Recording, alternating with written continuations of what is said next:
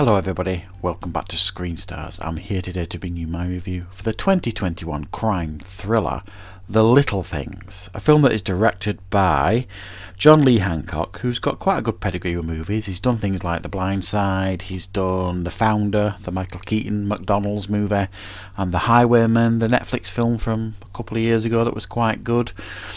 So he's got a good pedigree, this director, and it stars Denzel Washington, Rami Malek and Jared Leto. Yes, 3 Academy Award winners. And this film is a serial killer film, basically, and it focuses on Denzel Washington's character, Joe Deacon, who used to be a police detective in Los Angeles, but is now a deputy sheriff out in Kane County or something. He left the police department several years earlier after a heart attack, etc. So he is told to go to Los Angeles to pick up a little bit of evidence and bring it back. While there, he gets drawn into the hunt for a serial killer by Rami Malek's character, Jim Baxter, who I think is the police sergeant who's heading up the case. And Denzel Washington gets drawn in more and more because it's got a personal connection to something that happened to him in the past. And he's driven to try and help solve the case, and it comes a little bit like a battle of wits between Rami Malek, Denzel Washington and Jared Leto, who is the prime suspect in the hunt for this serial killer. Now, what are my thoughts on this film? Well, this is a film, I'm not going to lie, I've been quite looking forward to. I mean, to say nothing about the cast, I mean, we've got Denzel Washington, Rami Malek, Jared Leto, 3 Academy Award winners, 3 very, very talented actors, of course, and it's a serial killer film, which, done right, these can be amongst my favourite type of films. Unfortunately, what we get here is something a little bit of a disappointment and a little bit underwhelming. And that's not to say there's not a lot here to enjoy, because it is certainly a watchable film, but it is not the film I hoped for, if I'm being particularly honest. The good things here are the performances. I mean, naturally, you know, you've got 3 very talented actors here. Although I will say I did think Rami Malek was a little bit miscast in this film. He didn't seem to suit the role, even though his performance was fine. Jared Leto was Jared Leto. He plays this creepy guy who, like I say, is the prime suspect in this hunt for the serial killer, and you can understand why with his performance. It's really creepy and really otherworldly almost, you know what I mean? He really puts it out there. It's a cross between his Joker character and the character he played in Blade Runner 2049. You know, it just creeps you out. And Denzel Washington, he's Denzel Washington. He puts in a fine performance. These roles he has played many times in his career. He's done quite a few serial killer films now. The Bone Collector, Fallen, Ricochet, you could argue, was a serial killer film, and now this one. So he's played roles or similar roles like this consistently throughout his career. So he kind of, as good as his performance is, and it is absolutely fine, it almost feels like he's phoning in his performance at times.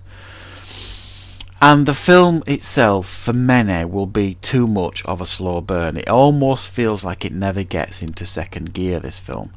I like slow burn films if this, you know what, when a slow burn film, it goes through and it draws you in, and the story interests you, and the characters are interesting, and then it gets its hooks into you.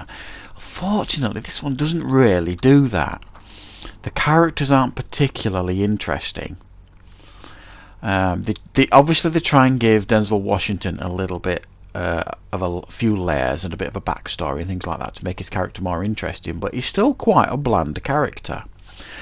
Rami Malek's character, they're trying to make him out to be this devoted family man police detective, but again, you don't know why he's so driven, really, and again, he just didn't feel to suit the part. And Jared Leto just felt like he just had this performance in his locker for any film that he chose to do, really. He's that type of actor. So I felt they were all working within their... I don't think any of these actors were really pushing the boundaries here for the kind of actors that they are. and I feel the film kind of does suffer from that because the story is quite uninteresting, and it's filmed in quite an uninteresting way. And the ending will divide many people. I'm still not sure how I feel about the ending. It feels massively anticlimactic, and you don't get any kind of closure.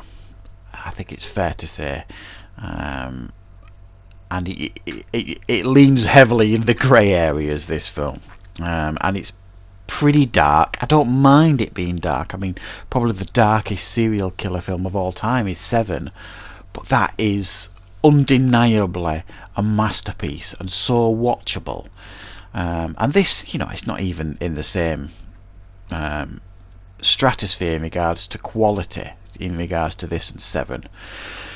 But it's still it's trying hard to tell this story, but it's just not particularly interesting, and I don't think they explored Jared Leto's character enough.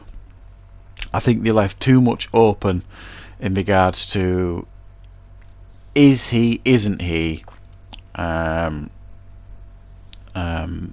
prime suspect. I mean, they lean heavily on, yes he is, and I don't feel as though you ever really get a satisfying resolution or closure in regards to this film. So it kind of leaves you hanging at the end, and it leaves you almost with a bitter taste in your mouth. It's like, oh, I'm not sure if I enjoyed that or if I didn't enjoy that. And it's one of those type of films that, and Lisa over at Lisa Loves said this absolutely right when I watched her feedback on this film. She sort of said it's a film I really wanted to like, but I don't think I did. And I'm kind of with her on that one. It's a film you do really want to like, and you think you should like because of the quality of the performance in front of the camera and behind the camera.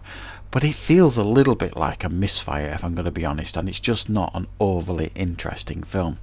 So I'm going to have to give this one a disappointing 6 out of 10. Loads of potential, obviously very talented actors who give decent performances by all of them, but none of them push the boundaries, and that's probably due to the story and the script, unfortunately. So that is my review for The Little Things. I hope you found it useful. Thank you very much for watching, and of course I will be back with more content and reviews on Screen Stars very soon.